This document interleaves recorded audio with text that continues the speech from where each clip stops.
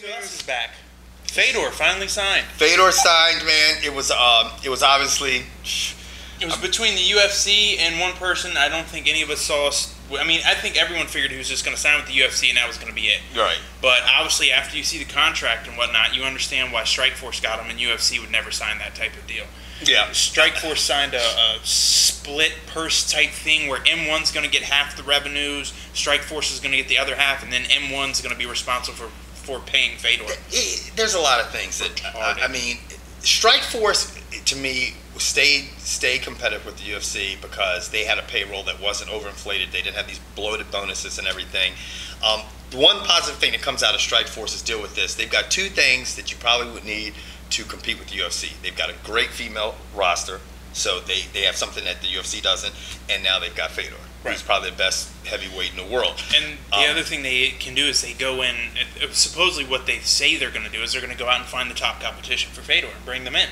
And it's something they can do. I mean, they have no problem signing a fighter to a 1 or 2 fight deal. They're not like the UFC. They can go out and do that. I think one of the problems is with Strikeforce, and I hate to say this about Fedor, but every organization that Fedor has got involved with has gone belly up.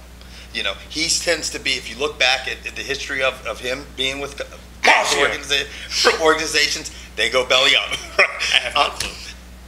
All of a sudden, M1 wants to co-promote with Strikeforce. So now, all of their revenue, they're sharing. It's getting split in half, right down the middle. And you're hoping, you know, is this going to be the case when Fedor's not on the card, and you know you're struggling? Probably not. I would imagine it's only you can. I mean, if M1's got it like that, then they signed a hell of a deal. Right. Can you imagine if you have, because they signed Fedor to a 1-year 3-fight deal? It's going to be a busy dude. Right. But every pay-per-view, every event they put on, you have to split the revenues. Now, also, what you're looking at too is you're looking at the thing. This is another thing you're looking at.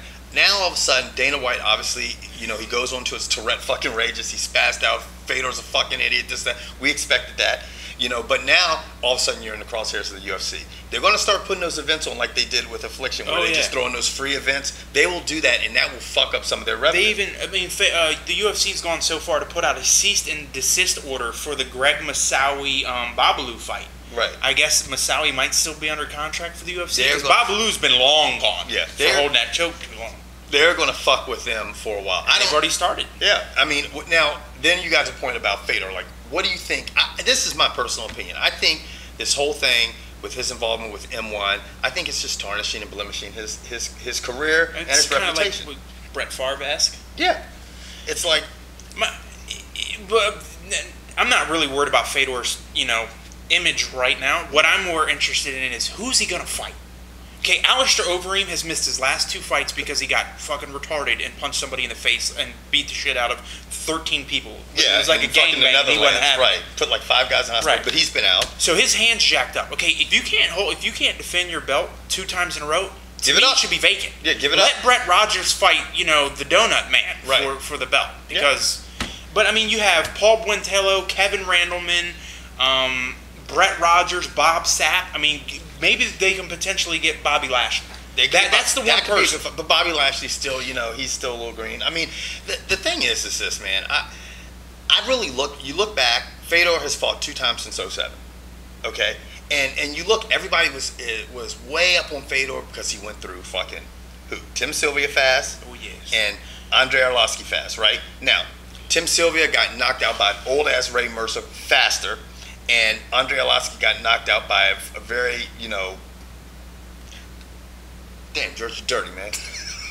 Looking at females and shit. No, you weren't looking at females. You were looking at old mom. And what Kevin was saying is Brett Rogers also knocked out Andrei Arlovsky. Right, so, I mean, what could be terrible for Strikeforce is if Brett Rogers comes walking into the ring and pops Fedor in the mouth and he drops like a bag of potatoes. Yeah, I mean, because the 2 guys that Fedor's gone through obviously have not done shit. I mean, they were actually knocked out by somebody else in quicker time. Mm-hmm. So, I mean, that's kind of raising eyebrows. The fact that he didn't go with the UFC, you know what? He didn't want to jump into bed with the snake. I can understand that. Dana White has bashed his ass. You know what I'm saying? He's probably like, fuck this. I don't want to do this. But the bottom line is this. They paid Brock Lesnar, and they say what $400,000 was his salary. That's his salary, and all these undetermined. But they said an estimated $3 million fucking dollars. After that motherfucker had a Tourette rage and bashed the fucking main sponsor, Bud Light. Okay, now you know they're saying that the contract they offered Fedor was somewhere in the ballpark of a multi-fight deal for what, $30 million? They're saying that's a lot of fucking money, you know. And M1 is holding you back. I don't know what his deal is. I don't know what M1's about. That guy Finkelstein sounds like a crook. I think there's, to me, I think a lot of people out there are starting to wonder, and you know, all these Fedor fans will sit there and bash me, and I don't give a fuck. Just say what the fuck you want. You know what I'm saying? Because I'm all fucking hopped up on Percocets. So look, so look, man. This guy had an opportunity. The best in the world, champions fight the best. To me, they do. They at some point or another they want to fight the best. Ali, all these guys who are warriors have always wanted to fight the best. Strikeforce doesn't have that. But see, it's to me, in that day and the era you're talking about with like leather helmets and rock footballs, it was a lot easier to fight whoever you wanted because you only had one promoter. Right. That's you true. have Dana White, one conglomerate, fucking business all to himself, and then you have everyone else. Right. It's hard, and MMA has been set up wrong from the beginning. It should have been set up like boxing, where it was freelancing, and you could.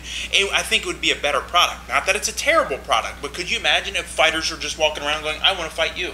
Yeah, I mean, I just think I don't know, man. I think for me personally, the way I would do it, and I can't fucking, it's whatever. I just know that if someone was calling me out, you say you were Dana White, I'd be like, okay. If I was Fedor, I'd call Dana White out. I'd call Dana White, I'd be like, fucking sign me to the fucking contract, whatever, and fucking knock out his two best fighters and be like, see you later, bitch, and that's it, I'm out. Yeah, but it's not that easy. It isn't that easy. It isn't that easy. Dana White's not going to have and Nina made some good points on the board. She said, his culture's a little bit different, and a lot of people know the fact that, but let me tell you something. If Fedor does go to the UFC and loses against somebody like Lesnar, he's done. He's pretty much done because now he's not this godlike fighter. I mean, if he can go through these somewhat weak opponents in Strikeforce and remain undefeated, then his credibility builds up that much more. The one beautiful thing about the MMA in general is you can lose 5, 6, 7 fights and still be considered one of the greatest ever. You know what? I think that applies to a lot of fighters, but I think for Fedor, if Fedor gets beat, here's what would happen. Fedor would go into the UFC, fight his first fight, and they say, well, he's not used to fighting in the octagon. If he were to lose. Right. Now, if he were to win, what would you do if he walked out and fucking cornholed that motherfucker? He'd be the man. Right. It'd be no different. But, I mean, he's not doing that. No one ever knows.